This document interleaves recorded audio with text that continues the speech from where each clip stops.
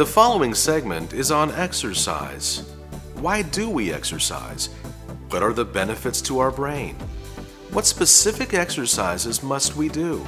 And we'll also discuss how time deficiency is no excuse to not exercise. Dr. Vince, what are the myths of exercise? Well, the myths of exercise are first, weightlifting, and that is strength training, is for dumbbells. Second, weightlifting causes weight gain. Third, walking is enough for those over 50. And finally, in order to increase strength, you must increase the weight that is used or the repetitions that the person does. The first myth, weightlifting is for dumbbells, and that is somehow the dumb stood for the weightlifter. And in fact, it was thought that those people who lifted weights did not become more intelligent. When I was in school back in the 60s, I did not tell my professors that I was lifting for the Olympic team.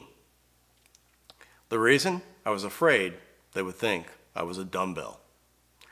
But Fred Gage at the Stark Institute clearly showed that weightlifting, in fact, increases brain cells and neuroplasticity, or increase in connections.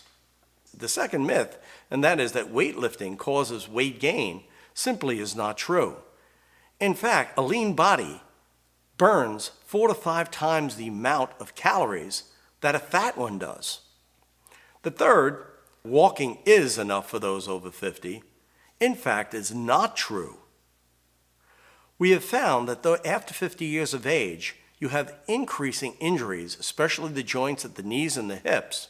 And the fact is that our endurance muscles do not decrease very much after 50. However, our strength or type 2 muscles may decrease by 36%. And so, weightlifting or strength training is of paramount importance for those over 50 years of age. And the older we are, the more important it is. And finally, in order to increase strength, do you need to increase weight? Well, that is not true either. And the reason for it is, by increasing weight, you actually increase the incidence of injuries to joints and to the muscle and ligaments. You can increase strength and increase size of the muscle just by increasing the time that you lift the weight.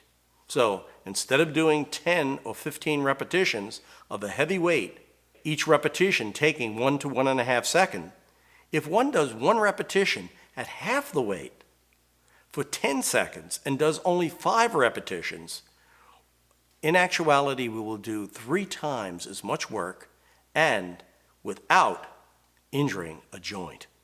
What happens to our body as we age? Well, if we look at this chart, we will see that first, from 20 to 70, we lose 90% of our youth hormones. From 50 to 80, 36% loss in strength fibers. From 50 to 80, we lose 55% of our core strength. From 50 to 80, there is a 40% increase in fat mass. Many people will tell me that they weigh the same that they did when they were young. The problem is we have lost 36% of our lean muscle mass, and we have substituted it actually with fat. So just because you weigh the same amount does not mean that it has decreased your risk of Alzheimer's. And remember, increase fat mass versus lean muscle mass increases one's chance of Alzheimer's disease. Next, from 50 to 80, joint injuries double every 10 years. And finally, from 50 to 70, stress hormones increase up to 70%.